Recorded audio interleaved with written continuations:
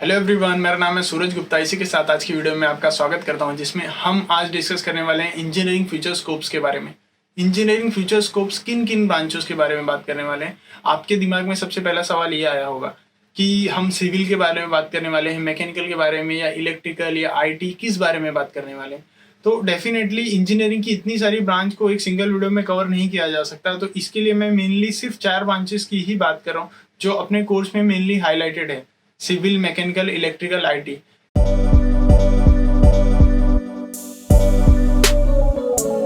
लेकिन इन चारों के बारे में भी अगर मैं आपको सिर्फ 2 के बारे में कंपेयर करके समझाऊंगा तो आप सारी इंजीनियरिंग ब्रांचेस को एक ओवरऑल एक पॉइंट ऑफ व्यू किस तरीके से कोई भी एज अ इंजीनियर आपका जो पर्सपेक्टिव होता है उस कौन सी फील्ड में मुझे जाना है और कौन से बेसिस पे मैं कंपेयर करूं, ये आपको समझना आसान हो जाएगा। तो हम लोग स्टार्ट करते हैं कंपैरिजन से।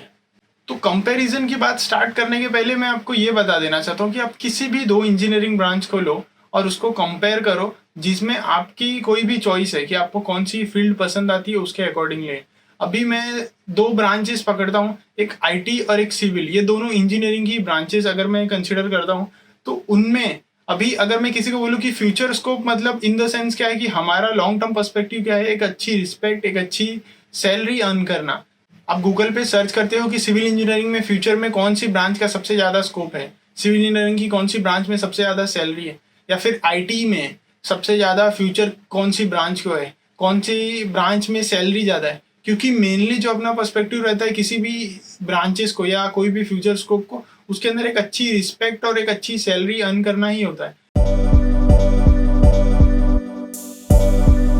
अगर आप कोई एक सिविल इंजीनियर हो और आप सोच रहे हो कि आपको सिविल इंजीनियरिंग में ग्रोथ करना है, ज़्यादा सैलरी लेना है, तो इनिशियली आपको स्टार्ट 0 से प्रैक्टिकल नॉलेज लेते हुए करना होगा, जिसमें धीरे धीरे एक्सपीरियंस होके आपके एक्सपीरियंस बेसिस पे आपको सैलरी मिलती है। तो इसके लिए जब आप गूगल पे सर्च करते हो कि सिविल इंजीनियरिंग में ज़्यादा सैलरी किस में, तो उसमें बताएगा पहले प्रोजेक्ट मैनेजर को, फिर प्रोजेक्ट इंजीनियर को, फिर जो भी साइट इंचार्ज रहेगा, फिर साइट इंजीनियर, फिर उसके बाद में जूनियर इंजीनियर, क्वालिटी इंजीनियर, ऐसे करके डेजिग्नेशन डिवाइड होती रहती। क्योंकि आप जितने एक्सपीरियंस होते जाते हो उतने आप 1 स्टेप ऊपर ऊपर ऊपर बढ़ते जाते हो।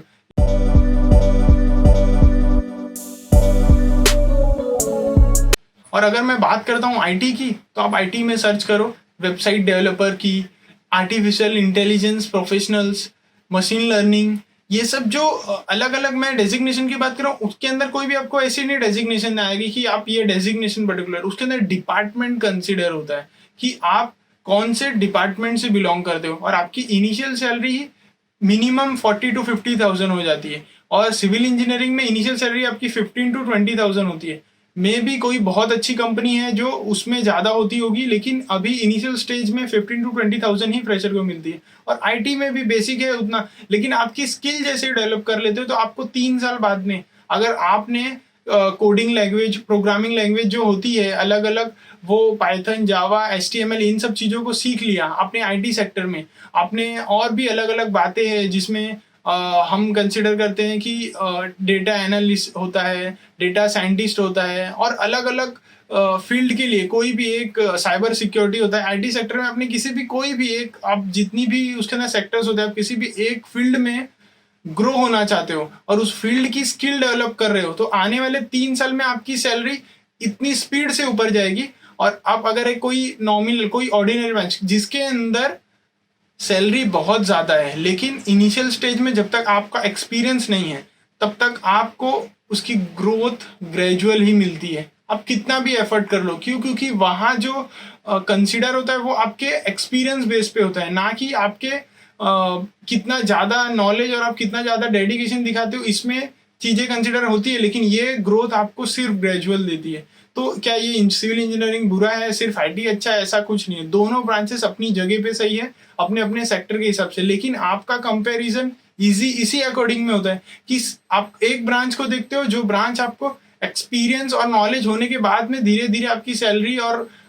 वैसे ही IT सेक्टर में भी होता है, लेकिन इसके अंदर आपको डेफिनेट है कि आप कितना भी स्किल डेवलप कर लो, आपकी जो ग्रोथ है वो एक्सपीरियंस बेसिस पे होने के बाद में ही ऐसी ग्रेजुअली बढ़ेगी।